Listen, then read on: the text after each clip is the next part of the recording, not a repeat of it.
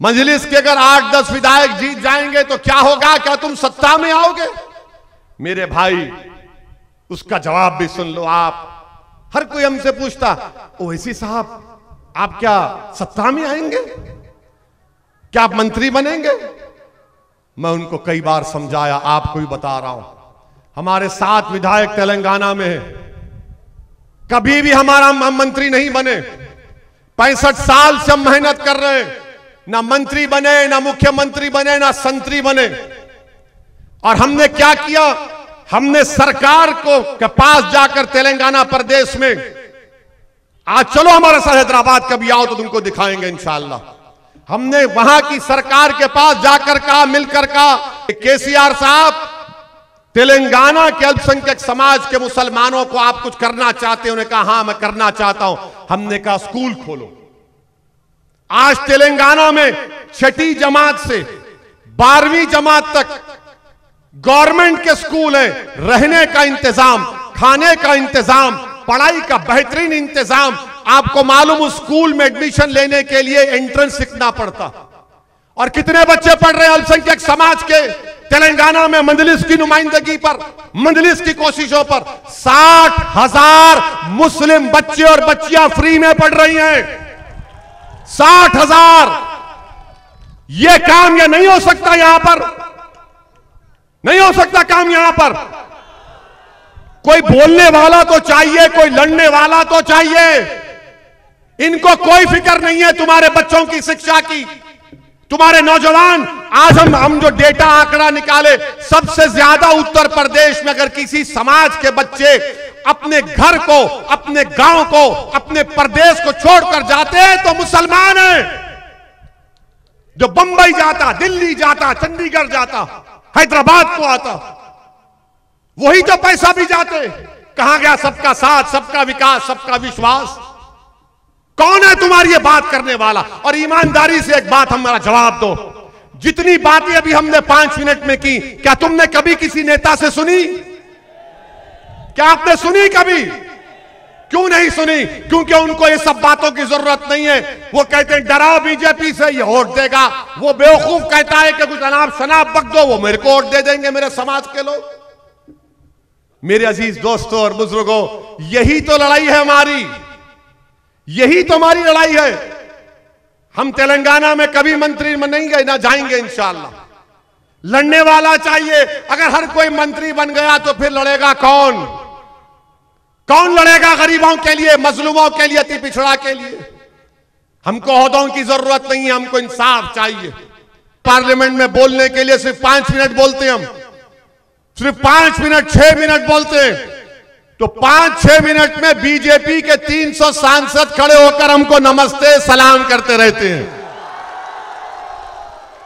अब बताओ, ये उत्तर प्रदेश की विधानसभा में क्या तुम उम्मीद कर सकते हो कि सपा का विधायक खड़े होकर गरीबों की बात करेगा, तुम्हारी नाइंसाफी के लिए हक का बात करेगा, गरीबों की हक के लिए इंसाफ की बात करेगा? अरे ये मजलिस का मिजाज है कि वक्त का नमरूद होगा, वक्त का फिरौन होगा, वक्त का यजीद होगा, गर्दन नहीं झुकाएंगे, संविधान के दायरे में अपना हक पूछेंगे, लड़ेंगे, हासिल करेंगे। ये मिजाज है हमारा। मगर इनको ये मिजाज पसंद नहीं आता।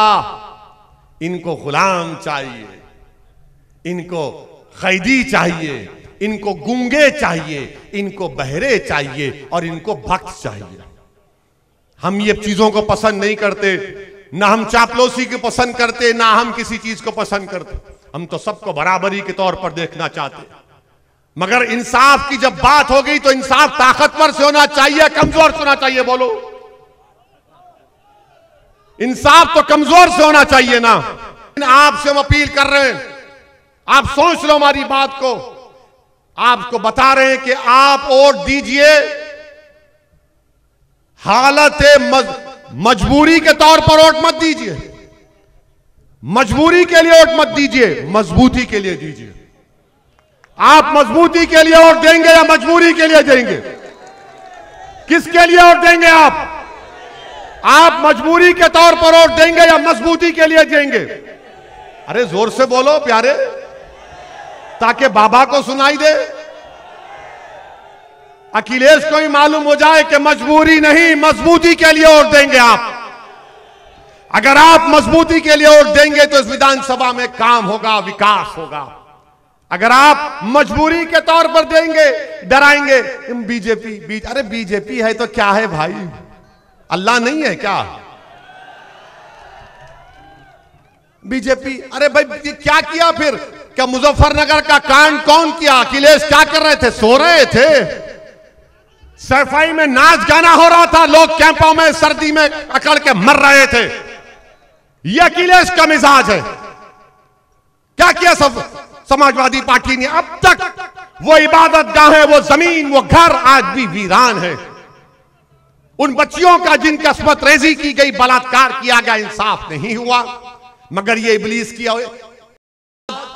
हमारे जाने के बाद फिर बोलेंगे भाषण तो अच्छा दिया,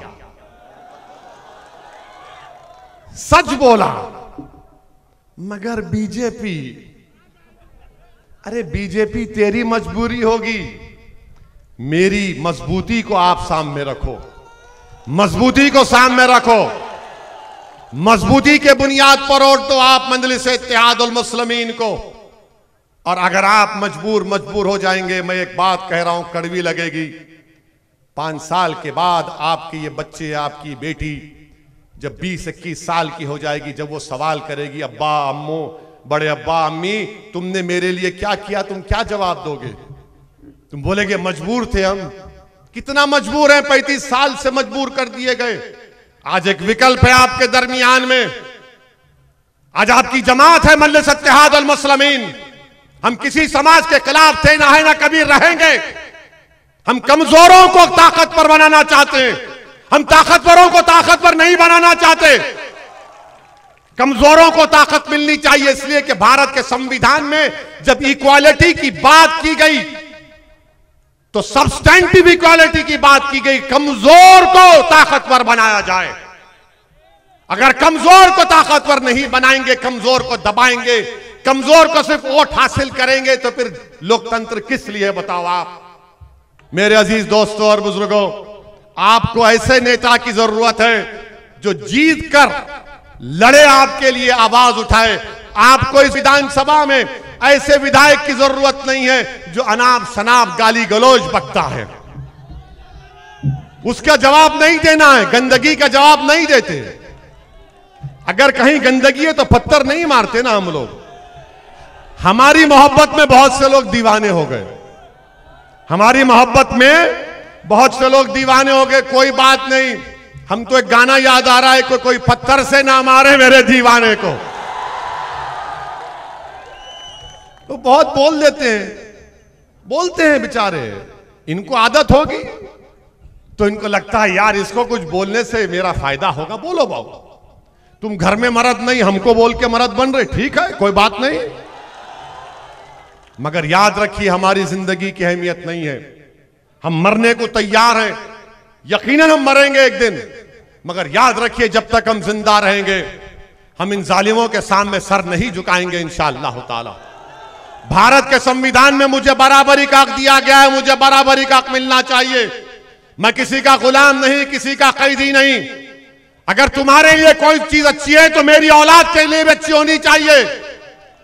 अगर तुम्हारी औलाद शिक्षा ले रही है तो मेरे बच्चे को भी शिक्षा मिलनी चाहिए।